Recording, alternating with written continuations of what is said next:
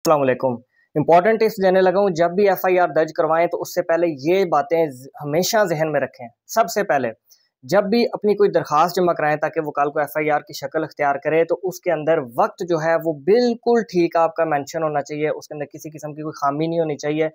जो ऑफेंस का टाइम है बिल्कुल उसके मुताबिक होना चाहिए, क्योंकि कल को मेडिकल इंजरीज या कोई कत्ल का वकूआ हो गया, डकैती हो गया, बहुत सारे और मामलात होते हैं। तो एफआईआर के अंदर बयान किया गया टाइम उन एविडेंसेस के साथ मैच किया जाएगा, और अगर किसी किस्म का कोई तजाद आया, कॉन्ट्रडिक्शन आई, तो आपके केस को नुकसान होगा। इसलिए अपना टाइम बिल्कुल एक्यूरेट लिखें।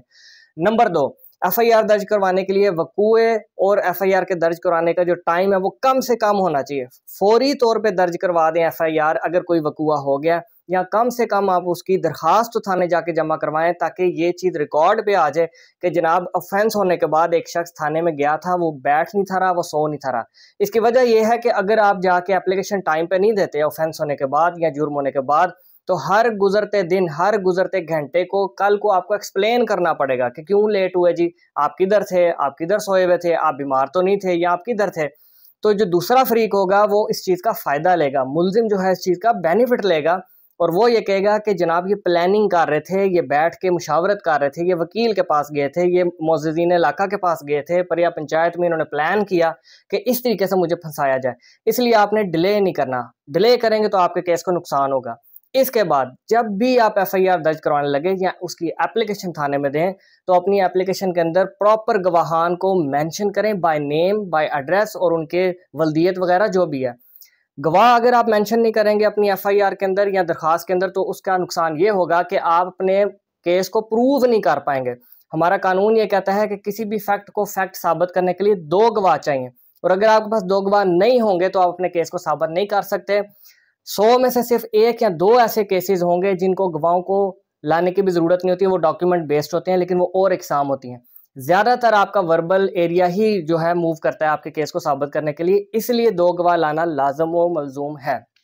इसके अलावा आपके जो ऑफेंस हुआ है, जो जुर्म हुआ है, जो ज़्यादती आपके साथ हुई है, आपने उसको प्रॉपर्ली डिस्क्राइब करना है अपनी एफआईआर के अंदर, अपनी एप्लीकेशन के अंदर, क्योंकि अगर आप उसको प्रॉपर्ली डिस्क्राइब नहीं करेंगे और कोई चीज़ मिसिंग करेंगे जो कि लाजमी आपको मेंशन करनी चाहिए थी, तो उसका नुकसान भी आपको कल को जाके होगा, क्योंकि उसका बेनिफिट मुलजिम को मिलेगा। बेनिफिट वो ले जाएगा कि जनाब इन्होंने तो ऑफेंस डिफाइन ही नहीं किया, इन्होंने तो ऑफेंस को सही तरीके से प्रिस्क्राइब ही नहीं किया। तो अगर कोई भी चीज़ आप मिसिंग छोड़ देंगे ना अपने जुर्म से रिलेटेड, कि मेरे साथ क्या ज्यादती हुई है, फॉर एग्जांपल अगर डकैती हुई है तो डकैतों का आपको थोड़ा बहुत हुलिया बताना पड़ेगा। अगर किसी ने कोई कत्ल कर दिया है तो आपको कत्ल के मुकदमे के थोड़ी बहुत स्टोरी जो है बीच में बयान करनी पड़ेगी। इतनी लंबी बयान करने की ज़रूरत नहीं है कि वो सफ़े ही भर जाए, लेकिन इतनी ज़रूर बयान करें कि कल को केस साबित करने में आपको आसानी रहे। या इस तरीके से आपके साथ कोई डिसऑनर चेक का मसला हो गया, चेक बाउंस हो गया, तो उसमें भी आपने चेक की डिटेल्स, बैंक की डिटेल्स, लेन देन कब हुए, कहाँ पे हुए, ये मेंशन करना बहुत ज़रूरी है।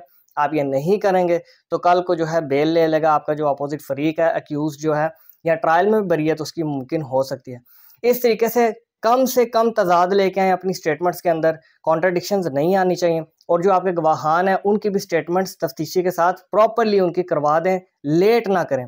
याद रखिएगा कानून उन्हीं को फेवर करता है जो विजिलेंट होते हैं, जो अपने हकूक को जानते हैं, जो राइट को समझने की कोशिश करते हैं और फौरी तौर पे कंसर्न डिपार्टमेंट में पहुंच जाते हैं कि जनाब हमारे साथ तो ज्यादती हुई है, हमारे साथ ये जुल्म हुआ है, हमें रेमेडी दी जाए। इसके अलावा याद रखिएगा कि अगर आपके साथ कोई इंजरी होगी, या आप मजरूब हो गए हैं, या आप कोई पर्चा दर्ज करवा रहे हैं उसके अंदर कोई मजरूब है, उसका मेडिकल टाइमली कराया जाए। जितना आप लेट करेंगे, जितने दिन, जितने घंटे गुजरते जाएंगे, वो भी आपके लिए नुकसानदेह है, क्योंकि कल को मुलजिम या अक्यूज ये कहेगा कि जनाब देखें इंजरी में कितना ज़्यादा गैप है और एफआईआर दर्ज कराने में कितना लंबा घंटों का आ गया टाइम, या दिनों का टाइम आ गया। तो ये प्रिजम्पशन ली जाएगी मुलजिम की तरफ से कि जनाब आप सोच समझ के आए हैं, ये इंजरी भी आपने खुद की है, ये सेल्फ इन्फ्लिक्टेड है, आप लोग किधर थे। हर गुजरते दिन को, हर गुजरते घंटे को आपको फिर साबित करना पड़ेगा कि ये वजह बनी थी, मैं इसलिए लेट हो गया था, ये वजह बनी कि मैं टाइम से मेडिकल नहीं करा पाया, टाइम से मैं पर्चा नहीं दर्ज करा पाया, जो कि बहुत मुश्किल काम है, कल को आपके लिए बहुत एक मसाइल का घड़ा बन जाएगा। सो इसलिए टाइम की कदर कीजिए। जब भी ऑफेंस हो जाए, आप इमोशनली जिस स्टेट में भी हैं, आपकी जिम्मेदारी है कि टाइमली जाके थाने में अपनी एप्लीकेशन दें, ताकि एफआईआर का प्रॉपर सिस्टम हो और मेडिकल को भी टाइमली रिकॉर्ड कराया जा सके। इसके अलावा जो सबसे इम्पॉर्टेंट बात है वो है मुल्जिम की डिटेल्स। आपने उसको नॉमिनेट करना है। नॉमिनेट करने का मतलब ये नहीं है कि इस और उस, वो और ये के अल्फाज का इस्तेमाल किया जाए। नॉमिनेट करने का मतलब ये है आप उसका नाम, उसकी वल्दियत और उसका एड्रेस ज़रूर मेंशन करें अगर आपको पता है। अगर आपको नहीं पता तो जितनी डिटेल्स हैं वो बता दें जो उस टाइम पे आपके पास मौजूद हैं, लेकिन मैक्सिमम डिटेल्स मेंशन करें अपनी दरख्वास्त में या अपनी एफआईआर के अंदर।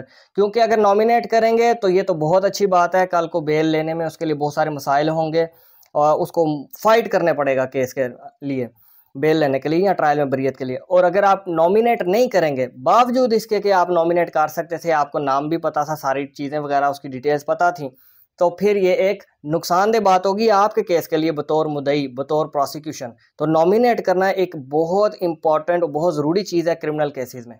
Thank you very much.